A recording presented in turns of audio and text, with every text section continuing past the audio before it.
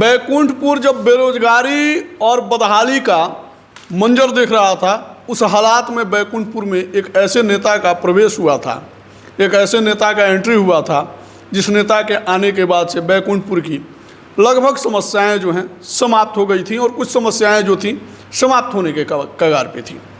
तब तक कुछ लोगों की नज़र लगी, हालांकि 5 साल तक जो मौका मिला, 5 साल में इन्होंने लगभग 25 साल का काम करने का अवसर प्राप्त किया और क्षेत्र को उस चीज़ से अवगत भी कराया। हमारे साथ बता दें कि बीजेपी के फायर ब्रांड नेता और साथ ही साथ आपको बता दें कि विकसित और विकासशील नेता मिथिलेश तिवारी जी बैठे हुए हैं। मिथिलेश तिवारी जी का स्वागत करेंगे और फिर क्षेत्र के बारे में आज बातचीत करेंगे।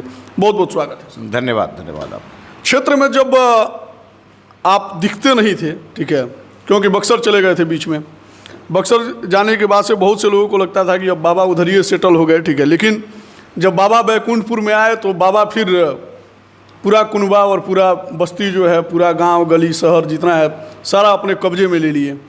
कैसा मतलब जादू वगैरह? नहीं, जादू से नहीं होता है जी। और एक तो हम कहीं गए ही नहीं थे।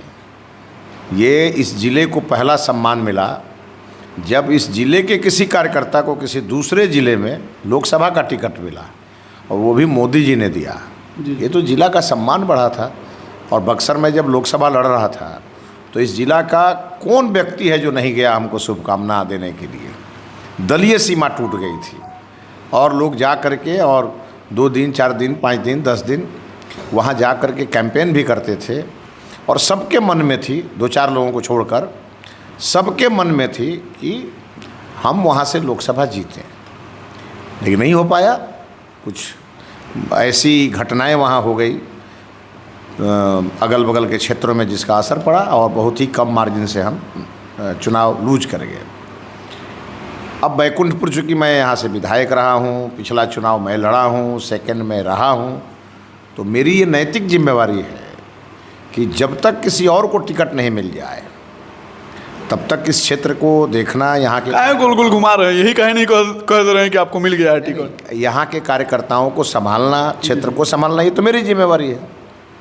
अब भाई देखिए, टिकट का घोषणा करना हमारे केंद्रीय नेतृत्व का काम है। जो हमारी केंद्रीय नेतृत्व का काम है वो मैं क्यों कहूँ अपने से। लेकिन जब सोशल मीडिया हम देखते हैं ना, सोशल मीडिया पे तमाम सारे ऐसे पोस्ट देखने को मिल जाता है, ठीक है, कि 3 गो जो सीट है जदयू का है और 3 गो सीट जो है वो भारतीय जनता पार्टी का है और भारतीय जनता पार्टी का जो 3 गो सीट है उसमें से एगो ब्राह्मण को देना है और एगो ब्राह्मण मजबूत चेहरा वो मिथिलेश तिवारी दिखते हैं।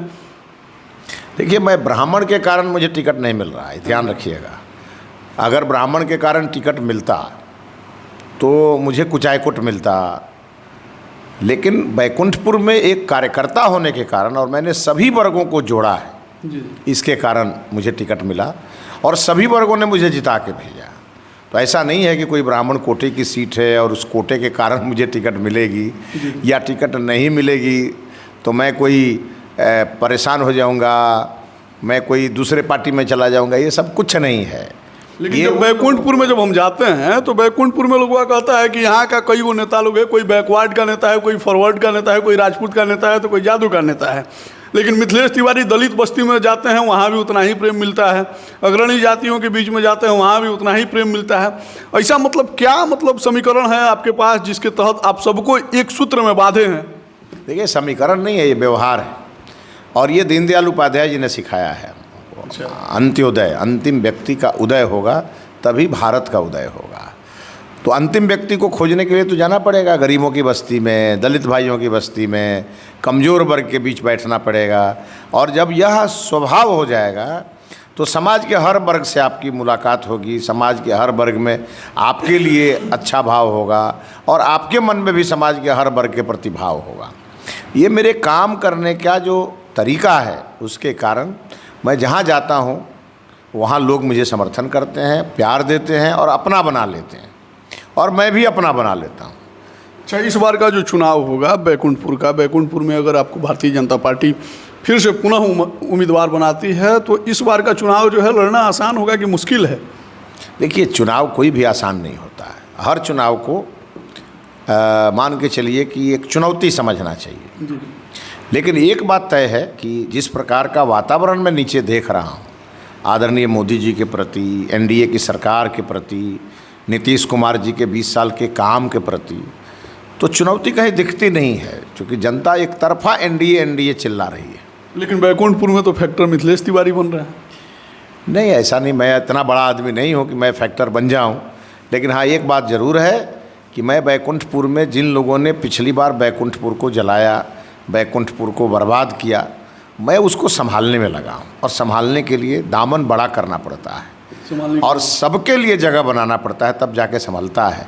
इसीलिए हमने अब तय किया है कि जितने कांटे होंगे वो मैं अपने दामन में रखूँगा और फूल सबके दामन में दूंगा, और तब हमारा बैकुंठपुर बचेगा।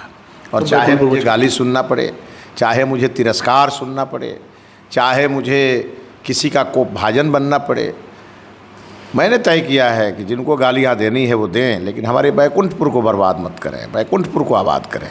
2-4 को सो कॉल्ड लोग, नेता लोग हैं जो लोग टिकट बांट रहा है, टिकट कटवा रहा है, वो लोग को क्या कहिए? उनको भी शुभकामना है। सबको अपना काम करना चाहिए। और कुछ ऐसे लोग हैं जो आजकल टिकट बांट रहे हैं और किसी को टिकट दे रहे हैं, तो जब टिकट घोषित होगा तो टिकट मिलने वाले को भी पता चल जाएगा और टिकट बांटने वाले को भी पता चल जाएगा।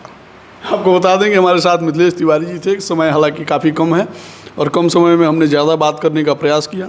तमाम वार्तालाप पे आपको क्या कहना है कमेंट सेक्शन में लिखिएगा। मिलेंगे फिर, तब तक के लिए।